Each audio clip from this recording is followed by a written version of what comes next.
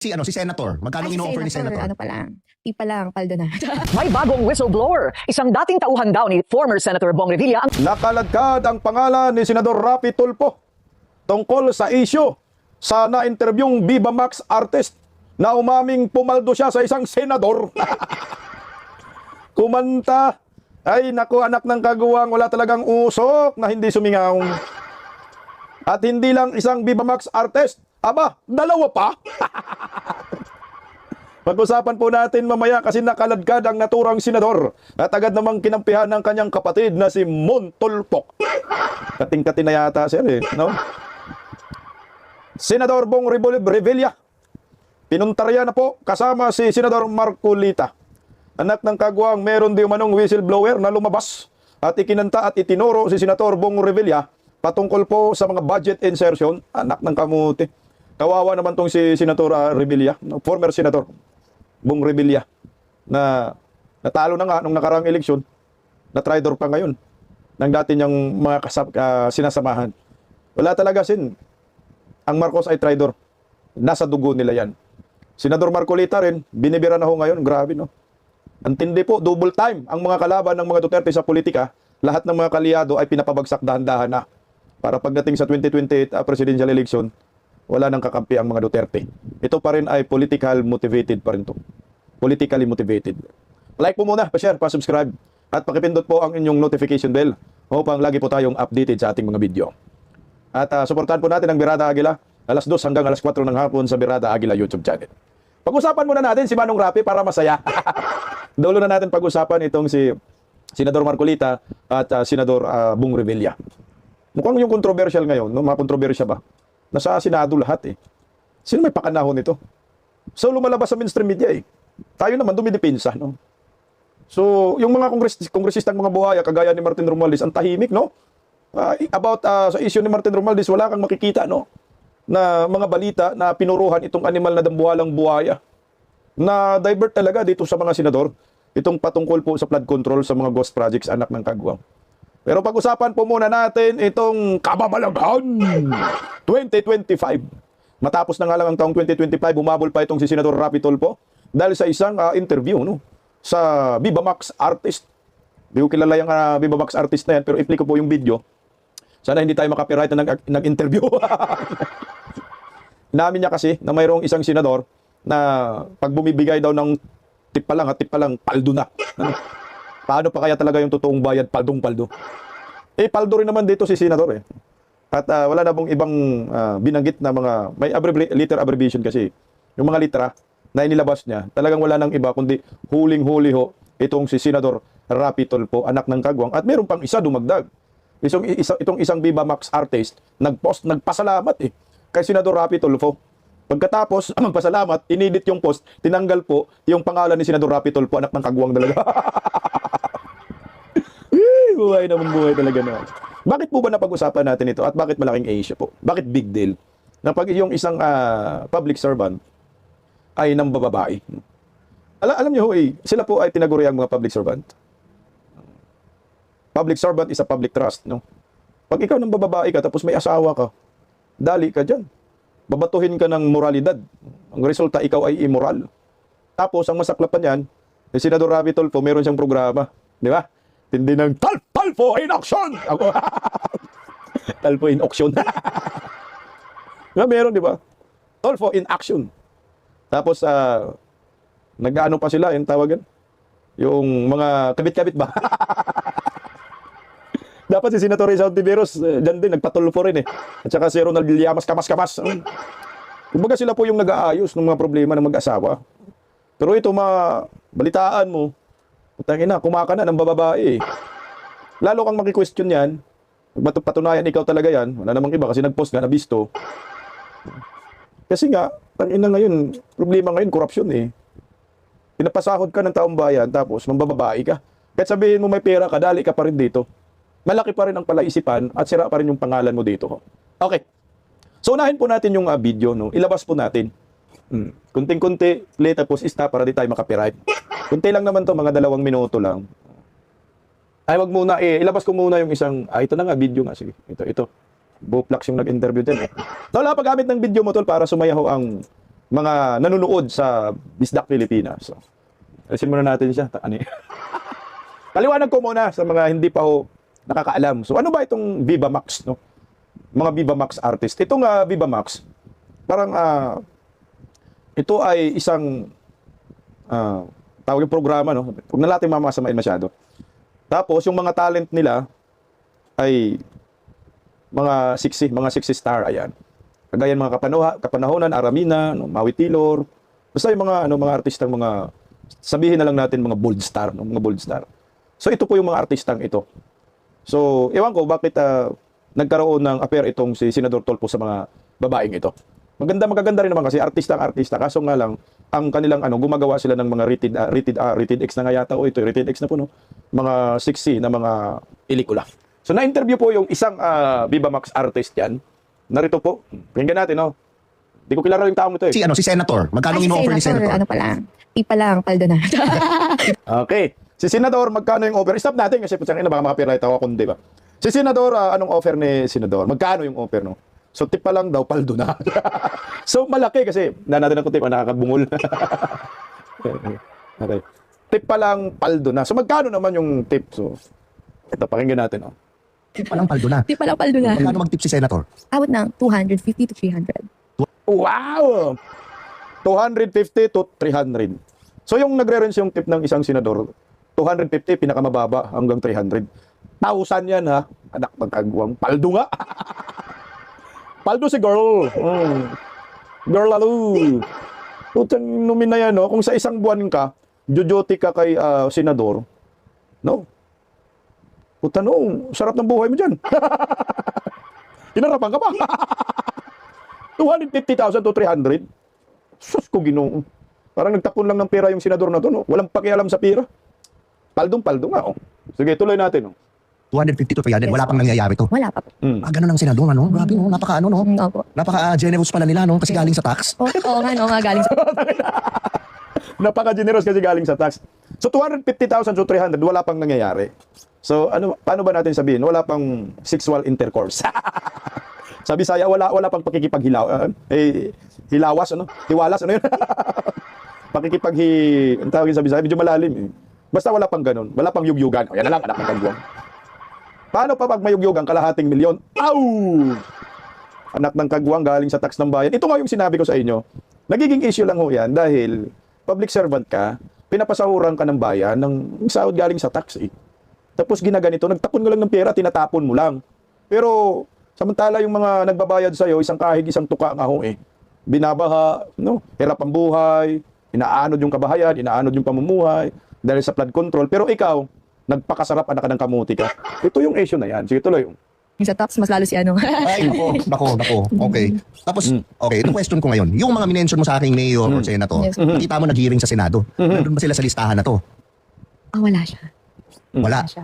Wala sa listahan. So, yung pinupuntarya dyan, nandun ba siya sa listahan ng mga iniimbestigahan? No? Yung parang may kasabot sa flood control. So, sabi naman ng Viva Max artist na yan, wala. Huwag na natin kilalanin yan kasi wala naman kayo pambayad yan. 300,000 yan, eh.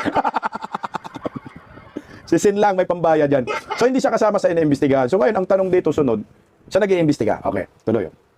Wala siya. Nandun sa hearing, yung mga nag-offer? Nandun. Nandun? Oo, nandun, syempre. Nako, okay, ito na lang, final. Yung nandun sa hearing na senator, bigyan mo ko initials lang.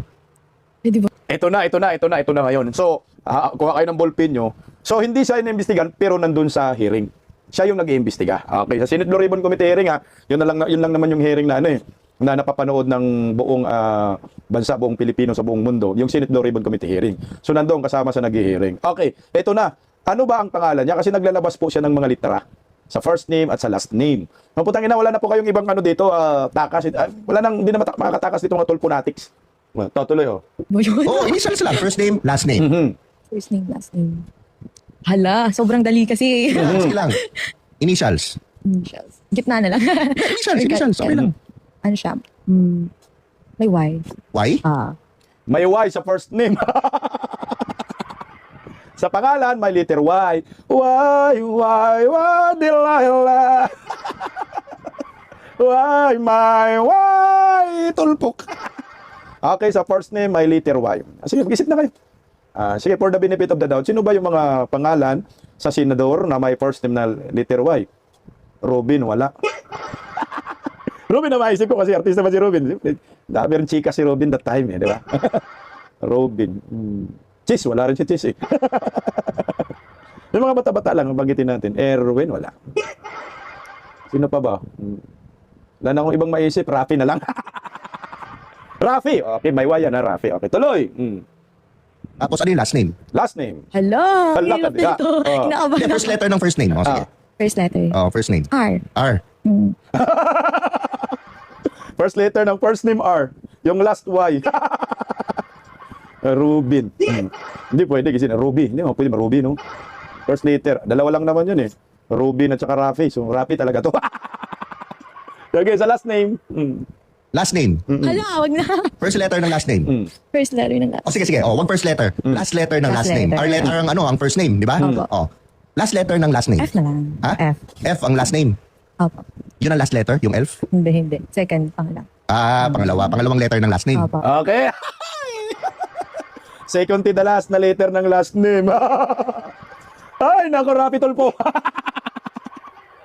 Tangin namin, wala namang iba. Lang. F, eh. Yan ang mahirap kasi wala namang ibang apelyido na may F. Si Rapi Tulpo lang.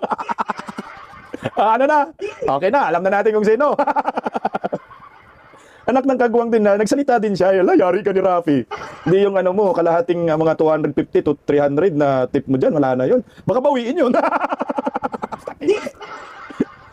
Alam mo, nakakahiya ho eh. Sa totoo lang. Harap-harapan na niluloko ang taong bayan dito ng mga senador na ito. Feeling mo naman, ang linis-linis. No?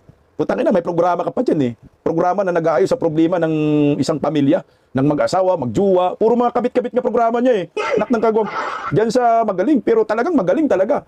Oh, paldong-paldo. Oh. So, bago natin na ibaon ang tuloy ng komentaryo natin, may lumabas pa, no? At pagkatapos ng interview na yan, I think mga 1 week pa bago nag-trending eh. Ito, nilabas ito kanina sa Inquirer.net, no? Viva Max actress reveals indecent proposal by mayor and senator. So, kasi may mayor man, no? Pero yung pinapahulaan kasi ng nag-interview sa kanya, yung senador. O, magkano ba yung tip ni senador sa'yo? 250 to 300,000. Oh. Wala pang yugyugan daw. So, nababalo talaga. Iba nag-uula. Sabi si Robin Padilla yan, pero hindi eh. Si Rapi Tulfo talaga ang lumalabas. Ngayon, no? Mayroong isa namang post na kumakalat sa social media. Oh, ito yun. Grabe, si Ria Montemayor. Ito rin po ay Viva Max artist din. Sabi dyan sa post niya, outfit for Senador Rafi Tulfo Christmas party. Thank you for having me po. Uy, dinding Christmas party, Senador. Ay! Magkano tip nito? Medyo, ano na maganda sa kanila? Sino maganda sa kanila? Baka ito mga kalahating milyon ang tip nito. Ito yung isa. Yung tip ng isa ay 250 to 300,000. Oh. Check niya kung sino yung mas maganda sa kanila. Pareho naman magaganda. Ako na natin yung mas maganda. Ngayon, ito naman yung isa nag-post. Ang ganda daw, oh. Ang ganda daw ng outfit niya. Para daw ito kay Senador Tulfo Christmas party. Uy, may gulay talaga naman siya, no? Dapat sinabihan mo sin yung mga chikas mo na, huwag kayo magpa-interview. Sikreto lang, anak ng kamuti kayo. Binibisto ninyo ako, eh. Ayan, siguro kalahating milyon. Medyo mas maganda to. Para sa akin, hindi natin alam kung ano yung lasa ni Senador Tulfo dito. Manyakol pala si Sin. Holy kapalbon! Puta, may pangarap pa naman to magiging presidente. Ito pa naman yung pambato ng Dilawan at Administrasyong Bangag. No? Si Rafi Tulfo. Ayan, oh. Ngayon, ang nangyayari, inedit niya, hinabol eh. Tinanggal na po si Rafi Tulfo. Inedit yung caption ni Miss Ria Montemayor. Sa Solar pala North, outfit for Christmas party. Wala na. Wala na po si Senator Tulfo. Solar North. Thank you for having me po. Natanggal na po yung pangalan ni Tulfo. Outfit for Senador Rafi Tulfo. Christmas party. Thank you for having me po. Ilang kayang mga Viva Max artist no nandyan? Puta, paldo kasi na. Paldo si Senator dito. Daming magaganda dyan sa Viva Max artist. So, ayan ho, yung mga pangyayari. Agad naman po sumagot. Hayaan po natin muna. Ipagtanggol si Senador Rafi Tulfo ng kanyang kapatid. Narito po yung sinabi ni Mon Tulfo. Agad naman, ipinagtanggol ni Mon Tulfo ang kanyang kapatid na senador na ikinanta ng Viva Max artist na paldong-paldo pag nagbigay ng tip, anak ng kamote. Ito. Ang sabi ho dyan ni Ramon Tolpo alias Black Eye. Siyempre kapatid niya yan, ipagtanggol niya yan. No? Okay. Sabi ni Ramon Tolpo dito, natatawa ako sa balitang kumakalat na isang senador ay nag-offer ng indecent proposal sa isang artista ng 250,000 para bimbangin ito. Gagay ka to Ramon Tolpo ko. 250 sir, 300,000. Ang mga haka-haka na ang kapatid kong si Rafi ang tinutukoy, wala namang iba, Rafi Tulfo. Ang first name R, yung dulong litra Y, Rafi na yan. Tapos ang apelyido, may F, second to the last, Tulfo. Hindi ako makapaniwala sa balita dahil takusa daw. Ang kapatid ko kay Jocelyn, takusa ang mata mo. May takusa bang ng babae, dalawa-dalawa pa? Nakanamutay ah. Pero pag palagay na natin na totoo, ano ngayon kung nambababae siya? Kung ang tanga mo. Siyempre, maki-question nga siya dahil public servant, senador, nambababae, dalawa-dalawa, paldong-paldo 300,000 Pira ng bayan pinapasahuran siya Ang sabi pa niya, ang nakakahiya, ay kung nanlalaki ang kapatid ko, gaya ng isang lalaking mambabatas na mahilig daw sa basketballista. Sino to? Okay na, nagchismis yung baritis ka na naman, hinayupak ka talaga naman. Kilalang galante si Rafi Tulfo. Nakakapamigay siya ng daan-daang libo sa kanyang programang Rafi Tulfo in Action sa TV at radyo. Ang masaklap niya kung maganda, may libre bimbang. Di ba? Alam ko naman yun, namimigay din niya. Di ba? Napanood natin. Sagot ko na pamasahe mo. Tanong lang sir, may kasamang bimbang ba yun? Okay, sa kanyang bulsa nanggagaling ang perang pinamimigay niya. Oo, noon, no? Sa programa niya, pwede mo talagang sabihin, galing sa kanyang bulsa. Pero ngayon kasi, senador na siya, putang ina, wala na. Hindi mo po, kahit sabihin mo, mayaman ako, galing sa aking bulsa. Ay puta, senador ka, public servant ka, sinasahuran ka ng mga taxpayer. Kaya tama ngayon yung sinabi nag-interview, ang masakit yan, galing pa sa mga taxpayer, bulsa ng mga taxpayer yun, di ba? Talagang ganon. Kasing galante siya ni Willie Rebillame. Si Willie Rebillame, walang problema kung maglibre, hindi naman siya senador Di ba? Ay, may issue ka ito ng babae. Di ba?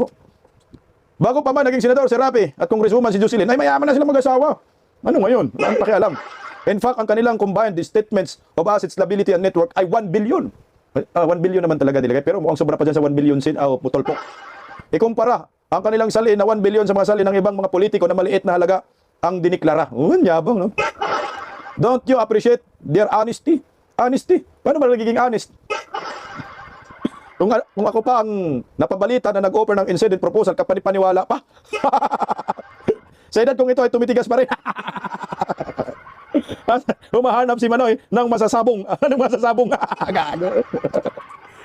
Animal kang muntol po. Kaso, tinitolerate mo yung ginagawa ng kapatid mo. Huwag naman, sir.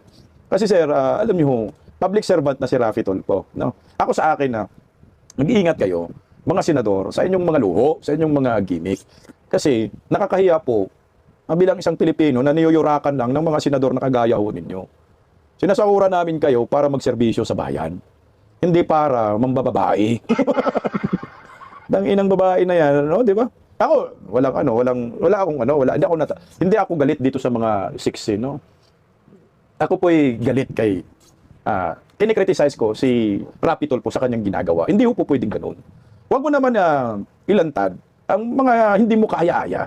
Kasi ikaw ay public servant, government official ka, dapat ikaw yung magandang ehemplo. Ayos pala itong mambabae ka. Ano yun? Hindi yan ayos, sir. Montolpo, huwag mong itolerate ang ginagawa ng kapatid mo.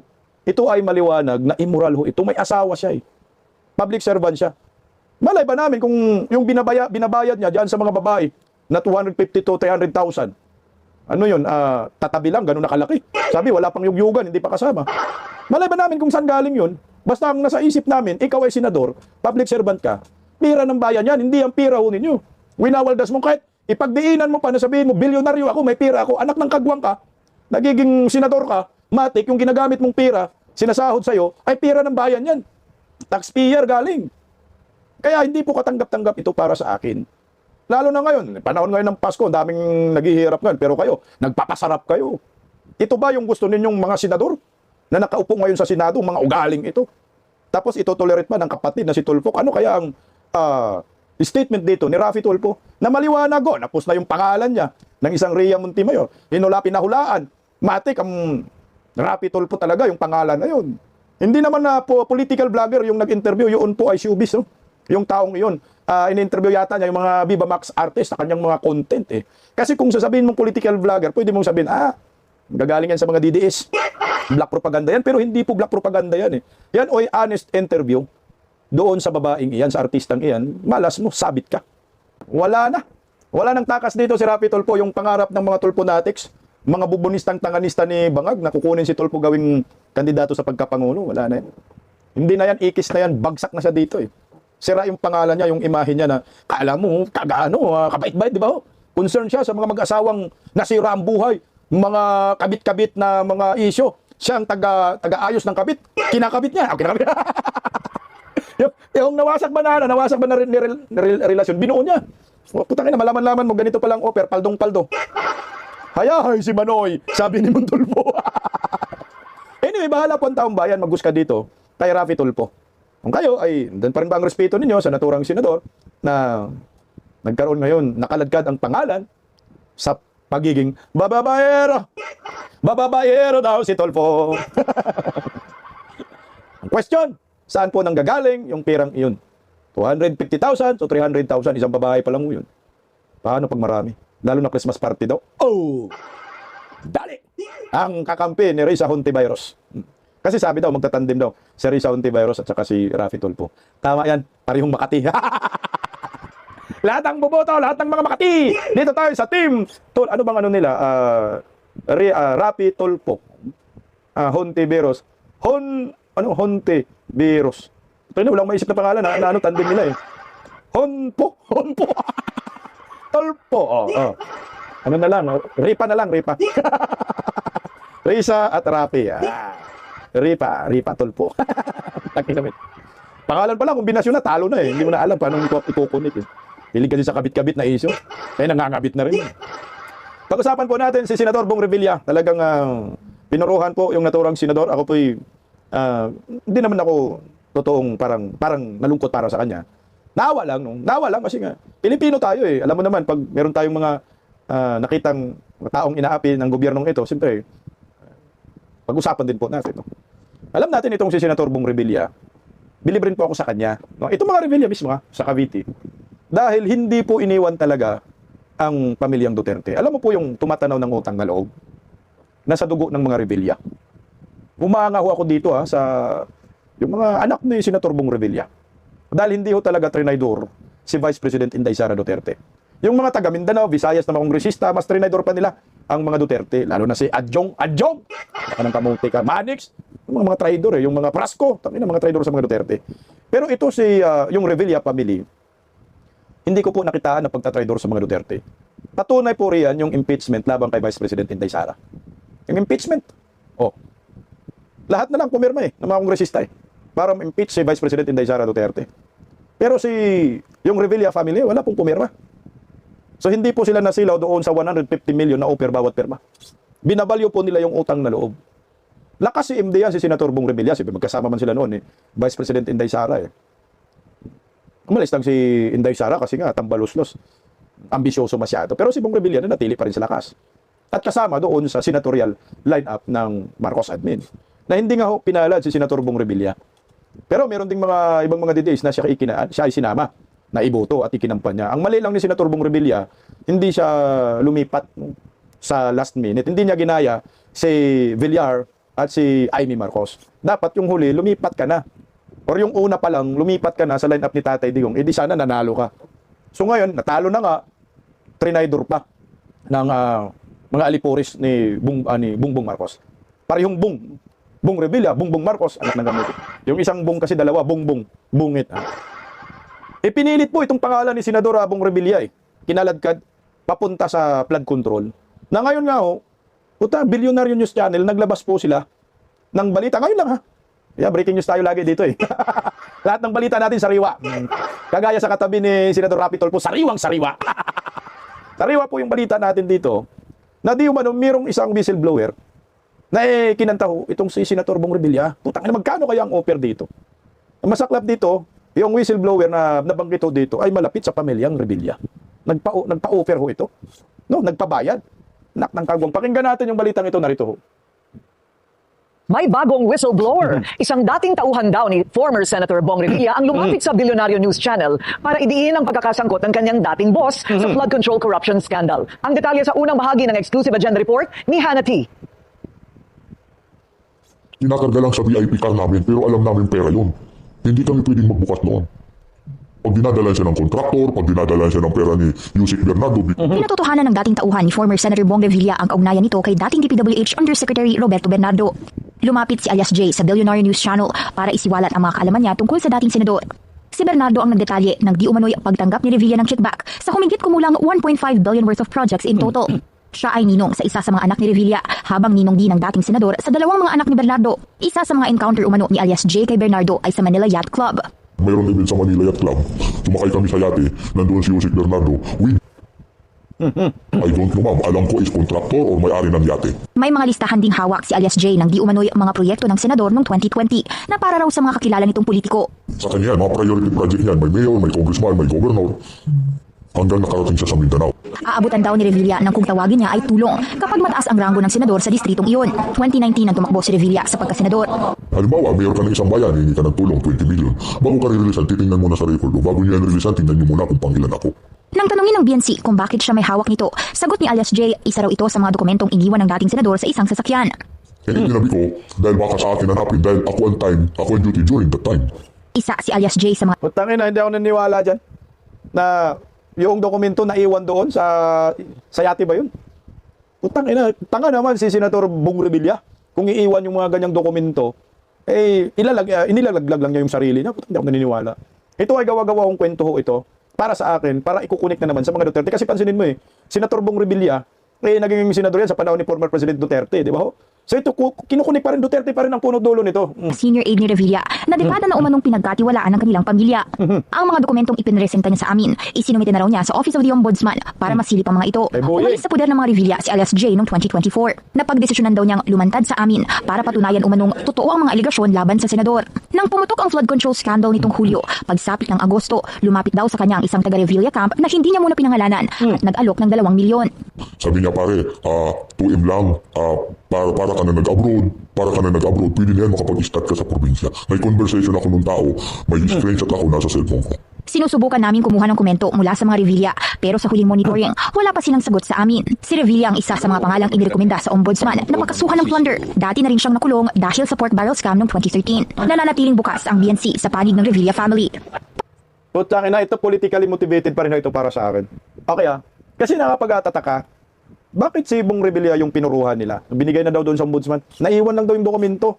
Tapos 2 milyon daw para ang tawagin maariglo. Huwag ka nang mag-ingay, may 2 milyon ka. Anak ng kamote, no? 2019. So ngayon, ang nakikita ko dito, bakit nakapokus kay Bong Revilla ngayon? Kasi nga, yung mga panahong iyan, yung mga sinasabi nila, panahon ng mga Duterte. Ipapahid talaga yung mga ghost project sa Duterte admin. So bakit si Bong Revilla? Di ba si Buying, taga Cavite din po yan. Di ba kaya nagparamdam itong mga Revilla na tatakbo sila sa pagka-gobernador ngayong 2028? Magiging kalaban ng kalaban ng Remulla Brothers. Kasi ang balita natin, si John Vic ang tatakbo So ngayon, baka babanggain ng Revilla. Puta, no? Again, ito pa rin po ay bunga ng pagka-Duterte supporter ng mga Revilla. Kasi gusto talaga i-down ng mga Remulla Brothers, Marcos, ang mga Duterte. Pero sa akin nalusutan nga ni Bong Revilla yung katakot-takot na issue, di ba? Ito pa kaya na kung ito lang ang pagbabasihan ng ombudsman na isinawalat ng whistleblower, mukhang hindi mabigat para sa akin. Kasi sabihin mo naiwan, kailan ba naiwan? Baka daw hanapin. Nung panahon na yun, nasa maayos yung relasyon ninyo ng Revilla at yung tinutukoy na whistleblower kasi nabanggit pa na inaanak daw ni Bong Revilla yung anak niya, tapos yung anak din ni Bong Revilla inaanak din daw niya. Bakit hindi mo ibinigay? Ito nung naiwan ni Senator Bong Revilla, kung sabihin na lang natin totoong dokumento na yon, bakit hindi mo binigay? Wala naman kayo problema ni Bong Revilla. Ngayon pa talaga sinabi mo. Kung sinong ombudsman, Remulla, ito ay politics pa rin. Politically motivated pa rin.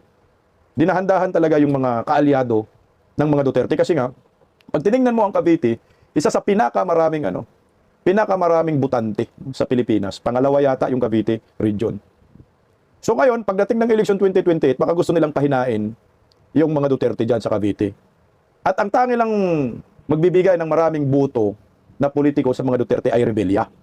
So ngayon ito, pinupuruan ng rebelya, pababagsakin, para pagdating ng 2028 ay mahihirapan ang mga Duterte makakuha ng boto sa Cavite, pero hindi rin. Oo, marami rin mga anti-Duterte sa Cavite, pero pag tiningnan po ninyo, mas marami rin mga Duterte supporters. Yung mga ayaw sa droga, di ba? Yung mga galit sa kurakot, galit sa mga kriminal, Duterte talaga ang mga yan. Pero kung ikaw, taga Cavite ka, baga gusto mo ng mga Rimulya, antay ka talaga. Mukhang mahihirapan dito ang Rimulya Brothers sa Cavite sa 2028. Pag magsanib pwersa ang Revilla at Barsaga. Kasi ang Barsaga ko ngayon, malakas rin si Kiko eh. Sa mga kabataan, malakas ang hatak. So pag ang Revilla at Barsaga magsanib pwersa, mukhang mamroblema ang Rimulya dito. Siguro ito yung isa sa mga nakita ko na pinuruhan po dito si Bong Revilla. Dinimulis na ang aga-aga, no? Ano pa ngayon? 2025, 26, 2027, mga 2 years pa.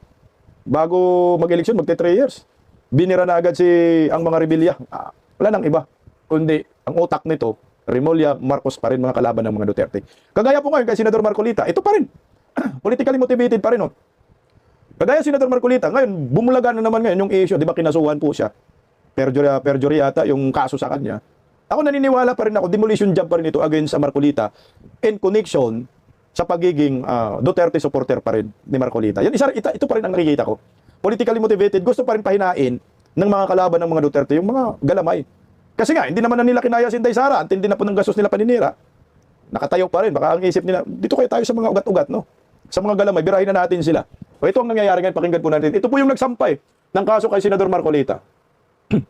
So saan po nagsisimula at magtatapos itong sinasabi po ninyong investigasyon dapat dito po sa mga ginastos ni Ginoong Marcoleta noong kampanya? Siyempre, inaasahan po natin umaksyon yung COMELEC hinggil sa aming reklamo sapagkat yung COMELEC, ang aming final ay tungkol sa violation of certain provisions of the Omnibus Election Code, samantalang yung sa Ombudsman naman has something to do with perjury, yung pagsisinungaling, in other words. So, dapat aksyonan po ito ng dalawang ahensya at kung sakaling magkaroon ng desisyon, in terms of process, aakyat pa yan sa mga korte, sa ibang levels, lalo na kung ipagpipilitan ni Marcoleta na tama siya. Pero nag-file naman kami knowing full well na may mali at malakas yung aming kaso.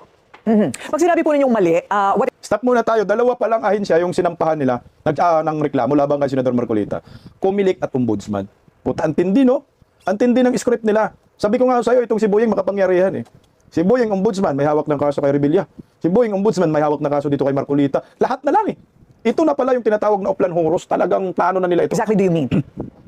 Maling-mali yung pag-fill out ng total campaign contributions na zero yung nakalagay. Kasi ang assumption doon ay out of pocket yung expenses mo. Walang problema kung out of pocket, pero gaya ng nabanggit mo, more than 112 million yung ginastos, pero yung kanyang latest net worth, batay sa kanyang isinumiteng SALN, ay nasa mahigit 51 million, if I'm not mistaken. So, wala pa sa kalahati. Tapos, inamin niya early November, nung naging issue ito kasi may exclusive report yung Billionaire News Channel sa isyung to, nag-react si Marcoleta at ang sinabi niya, hindi naman daw zero talaga yung campaign contributions kasi may mga nag-donate sa kanyang kampanya. Pero ayaw magpakilala. So napilitan daw siya na ilagay na zero. Alam mo Corina, may direktang implication ito sa susunod na halalan kasi kung hahayaan ito ng COMELEC, pwede pala na yung mga kandidato ay maglalagay ng zero tapos sasabihin lang nila ayaw magpakilala ng kanilang mga donor. So para saan pa magkakaroon tayo ng sose if the candidates can get away with it at hindi na sila magiging transparent kung sino yung kanilang mga campaign donor. Putangin na sir, ang tagal na sir. Oh. Sabihin na lang natin sir, merong ganyang issue. Ano na bang pitsa ngayon sir? December? Putangin na, kailan ba natapos ang eleksyon? Mayo? Naupo sila July. Ba't ngayon lang? Ngayon lang nakasagsagan ngayon ng flood control issue. Trilyon-trilyon ang pinag-uusapan. Ito contribution, walang corruption dyan. Putangin na. Eh may magdodonate talaga. So ngayon, hindi pa natin alam kung anong isasagot ni Senador Marcolita dito. Eh, nagsampa man kayo ng kaso sa Ombudsman, eh puta doon sa Ombudsman yung bugbugan sa COMELEC. Kasi siyempre ako naniniwala ako malinis si Senador Marcolita. Wala po siyang masamang intensyon. Hindi natin alam kung saan humugot itong si araw-araw ng kanyang motibasyon na magsampa laban kay Senador Marcolita. Putang ina, si Bongbong Marcos nga, milyon-milyon ng donasyon. Hindi naman dinideklara nila. Sabihin mo kay Inday Sara, alam niya ni Inday. Wala, gusto lang ninyo talaga manggago ng isang public servant na matapang, na totoong magsiservisyo sa bayan. Tinatamaan kasi amo ninyo eh. Okay, so do you hold COMELEC Chairman George Garcia accountable as well? Bakit nakalusot po sa kanya yung ganyan? magandang tanong po yan, siguro magiging accountable yung buong COMELEC as an institution kung hindi natin makakamit yung hustisya. And by justice, we mean making Marcoleta himself accountable along with probably other candidates, other politicians na may focus din, so to speak, na ginawa sa kanilang sose. Alam mo, Corina, on a side issue, alam mo, isa sa mga dahilan kung bakit medyo nahihirapan yung mga grupo tulad ng Kontradaya, kasama na rin sina Atty. Dino De Leon at Atty. Alex Lacson na co-signatories po namin, masyadong mahal ang filing na yung legal fees, to be more specific sa COMELEC. Alam po ba ninyo, to file a case, 10,000 pesos po ang kailangan mong gastusin. Para sa mga ordinaryong tao, napakabigat po ng halagang ito. Kaya isa ring dahilan yan kung bakit kakaunti lang o paminsan-minsan lang yung pag-file ng mga ganitong kaso. Sa bahagi ng Kontradaya, sa pagkakaalala ko, pangalawa pa lang ito during this particular election cycle. One pertains to a party list group, ngayon senador naman. Okay, so Anong nangyayari sa mga nireklamo ninyo sa COMELEC? Meron? Wala rin yan, sir? Ano yan? Sa akin lang, pamumulitika lang din yan. Doon pa rin ako tutungo sa sinasabi ko na part pa rin po ito ng pagsuporta nila sa mga Duterte. Kita mo naman, yung script nila, lahat pinapahina. Marcolita, Bungo, Bato, putang ina, lahat na lang pinupunteriya nila. Basta kakampi. Meron ba kayong nakita ngayon na kinaladkad na mga senador nakakampi ni Bongbong Marcos? Sige nga, maglabas kayo ng pangalan kung meron. Puta, wala, di ba? Lahat ng binibira ngayon ay kakampi ng mga Duterte. Wala kang makita nakakampi ni Bangag. O ito ngayon, si Rapi Tulfo. Dumalabas yung issue. Birahin po rin ninyo. Hindi nyo binibira. Tayo na itong mga kaliwa talaga halata. Kami lang, mga political vlogger lang, yung pinag-usapan namin si Rapi Tulfo.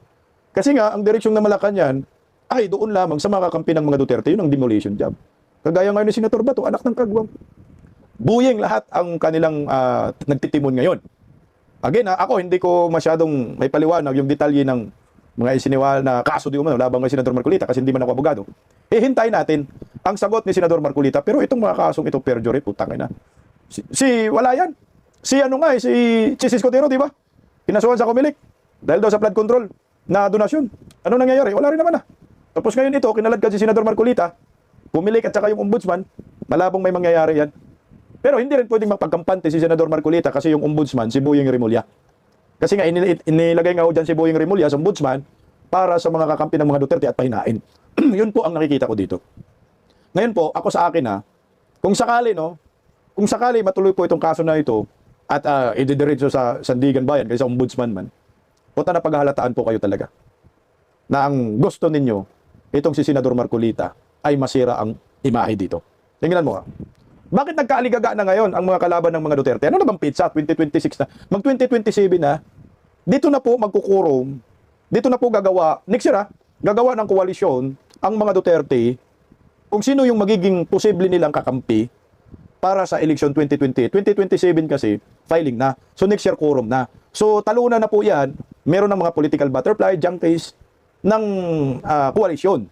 So Senador Marcolita kasi matunog din po yung pangalan nito na po posibleng magiging vice presidente ni Vice President Inday Sara. Dalawa rin pangalan maraming pangalan na malumulusot. Senator Bongo, Robin Padilla, Senador Marcolita.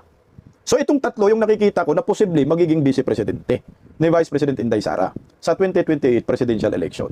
Pero kung ako naman political analyst, kung ako naman political advisor ng mga Duterte, hindi ho talaga ako kukuha. Pero nandyan din palang pangalan ni Amy Marcos na pwedeng magiging vice presidente. Pero ang tao kasi katayong mga DDS, siyempre matututo na tayo sa nangyayari. Kung ako political advisor ni Inday Sara, kukuha po talaga ako ng vice presidente from Luzon. Kasi kailangan mo makakuha ng boto from Luzon. Especially dyan, norte ka talaga kukuha.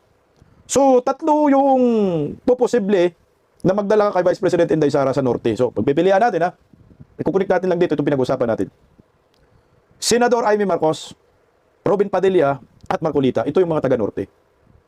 Pero ako, kung gusto kong kunin na norte, yung posible na magiging buo ang boto. Si Amy hindi ko na kunin yan kasi nasaktan ng mga DDS. Dito na lang ang pagpipilian ko. Robin Padilla at Marcolita. Si Robin Padilla, malaki ang nakuhang boto. 21 million, di ba? Si Marcolita, malaki rin ang boto. Si Marcolita, Tarlac man yan Itong si Robin, Nueva Ecija naman to. Di ba, Baguio, ganun. Pero kung meron talagang yung may malakas na puwersa, si Marcolita, ang nakikita ko. Build na, Iglesia ni Cristo. Pag si Inday Sara, again ito ay sarili kong tsorya. Kasi gusto natin sure win. Gusto natin hindi madaya ni George Garcia Budlat ang mata. Ako magsasuggest ako. Kasi si Bungo kasi Mindanao eh. Malabo tayo makakuha ng boto sa Luzon. Ito para lang sa akin. Pero hindi ako against sa kanilang lahat. Kung anong ano ni Inday Sara. Except kay Mangga, against ako talaga. Yun ang susundin natin kung anong kay Inday Sara. Sara at Marcolita. Yan ang pinakamagandang kombinasyon para hindi madaya ng kumilik ang 2028 presidential election. Kasi Iglesia pa lang, sure na po yung boto na yan. Kung yun lang ang pagpipilian sa Norte. Sa akin lang ho ito ha.